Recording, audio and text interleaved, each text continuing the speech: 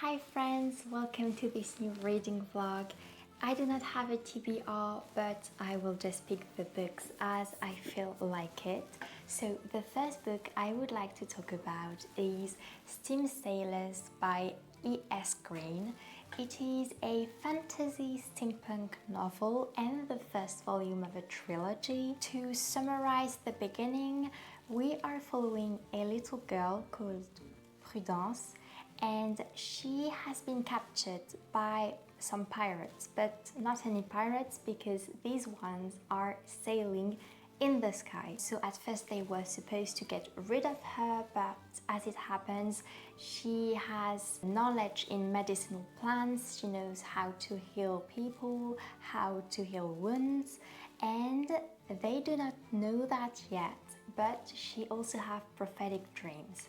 And so they end up keeping her for a little while, for a little longer. I have to say that the beginning is a little bit slow-paced because the author is setting the scene, and so there are lots of descriptions, but in the meantime it's not that disturbing because it's so pleasant to have this steampunk ship described to you, all the intricate details. It's very cozy, it feels welcoming, and I am really looking forward to what this book has to give us. I will update you very soon, and yes, that's it for now.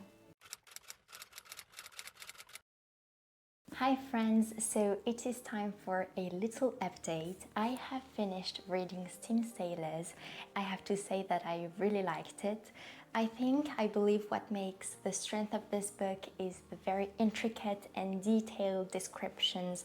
It makes the book very immersive and you just feel like you're living the scene with the characters. It might feel a little YA because sometimes things are a little easy, but it's alright because it's still nice to read. You do not feel like the writer thought you were dumb and so takes things out of nowhere. That's a good book and I do recommend it.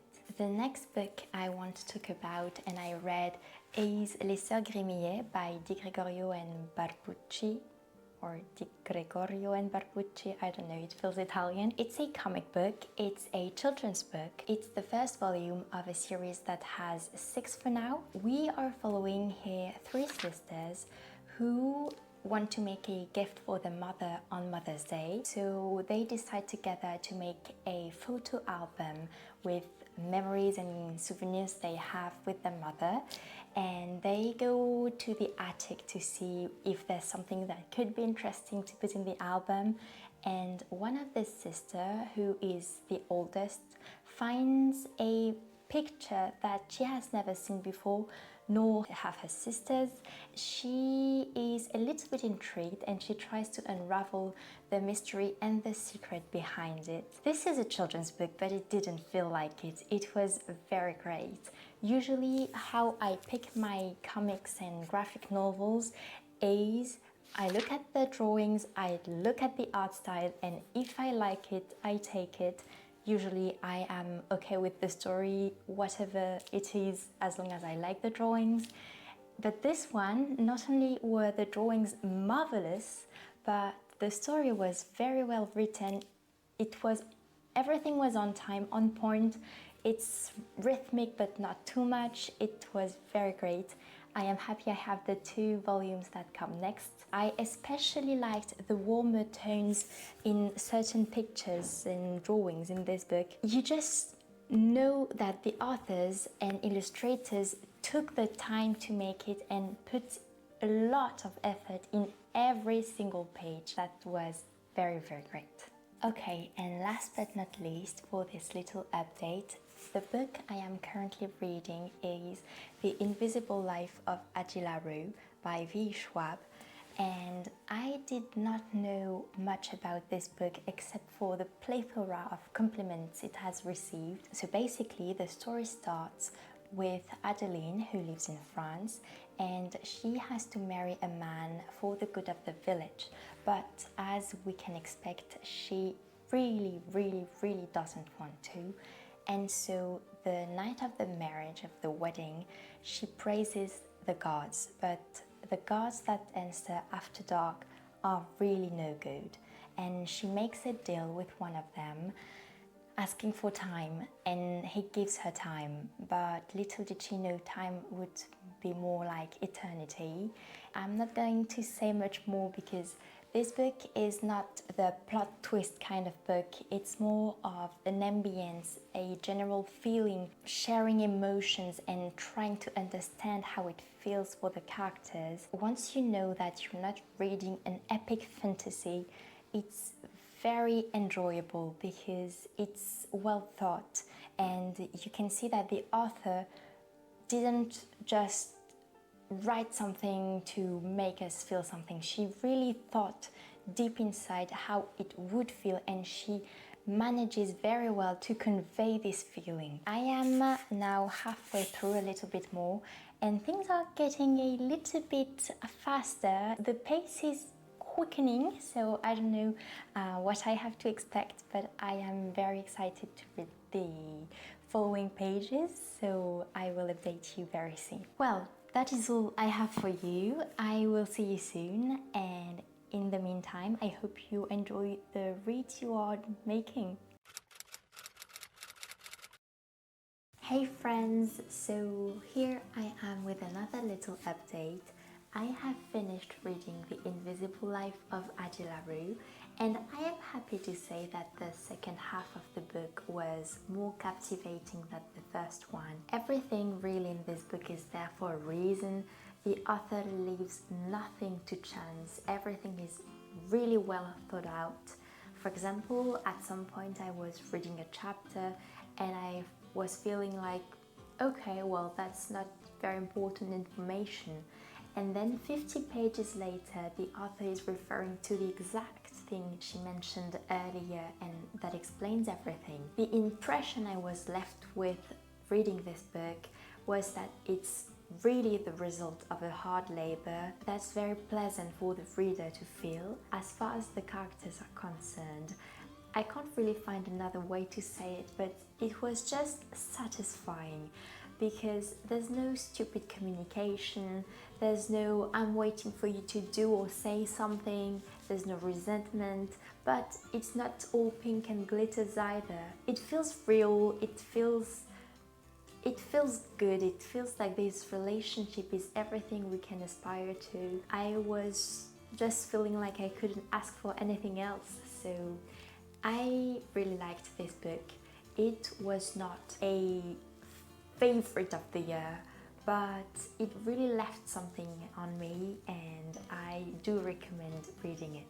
Next up, I have started a manga series called Hakumei and Mikochi, written and drawn by Takuto Kashiki, and this is the first volume of an ongoing, for now 12-volume series. It is more a slice of life book, and I really appreciate that in that case, because it lets the creativity of the author spread through the pages, because he can put his characters in different and unrelated situations. Everything is really tiny, so basically we are following two ladies, Hakumei and Mikochi. They are only 9 centimeters tall, which is tiny, and they live in a forest, more specifically in a house inside a tree trunk. So let me tell you, that's everything I could dream of. It's really, really cute. The interesting thing is that every chapter has its own little scenario, and there's one I really enjoyed because I loved the idea the author had. It was about the two ladies meeting another one, and the other lady is a scientist, and so she's experimenting and trying to find a way to replace the heart of dead animals that have now turned into skeletons. And for that, she has created a sort of glass bulb that reacts to sounds, and the sounds it gets gives the heartbeat. And so the lady plugs the bulb onto the skeleton, and it gives life to the skeleton. And I just thought this was so cool and such a good idea, and most of all, it's just so well represented inside the manga. It just feels so good reading this book. I can't wait to finish it and read the next volumes. And last but not least, this morning I felt like beginning a new book, which is called Mémoires de la forêt by Mickaël Brun-Arnaud. It is a book written in French by a French author, and so all the puns throughout this book are funny to me because they're in French. But basically, if you're looking for the perfect full autumn cozy vibes, this book is it. We are starting the story with a fox who's actually a bookshop owner.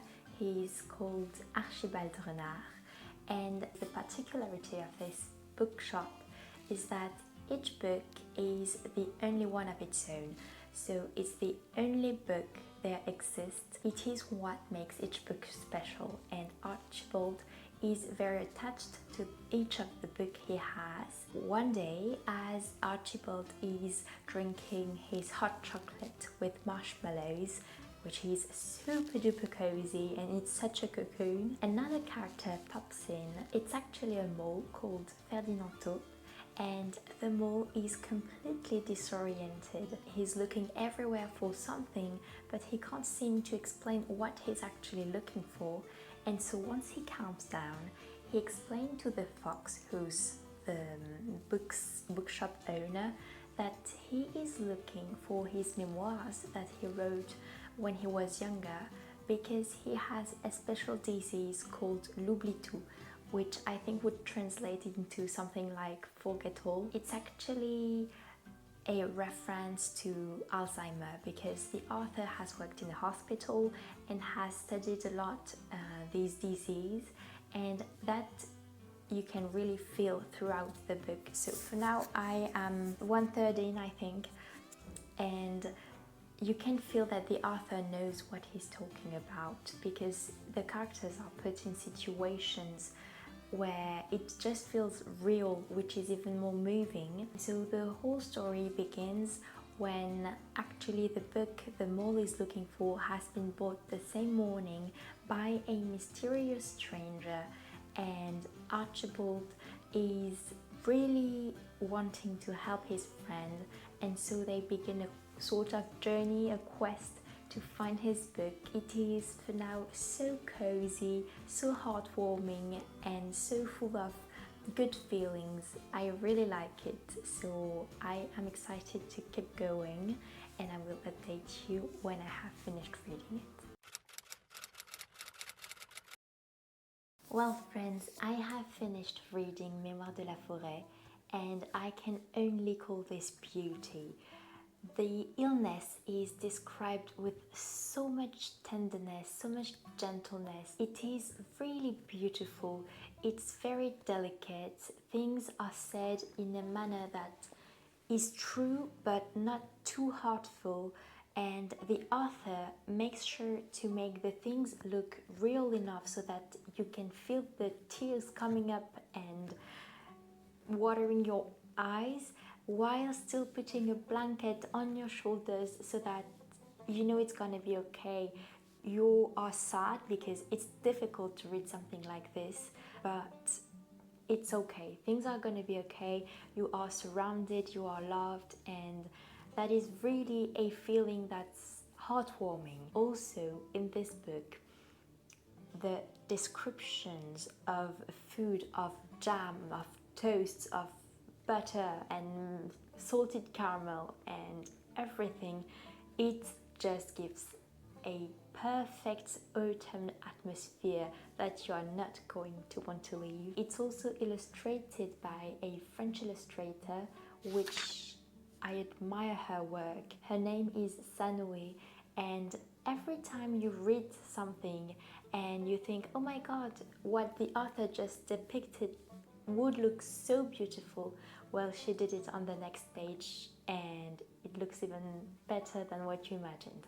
So that's really one of my favorites of these past few weeks, and I do recommend to read it if you are interested. Also, it is marketed as a children's book, but I think there are several layers and several levels to read this book, and you can be an adult and be just as emotionally impacted as a child. For example, it's like The Little Prince. You can read it at 10 and at 35 and at 80. It's really something many people should read. That is all for this reading vlog. I hope you liked it. I hope you read the books I introduced to you.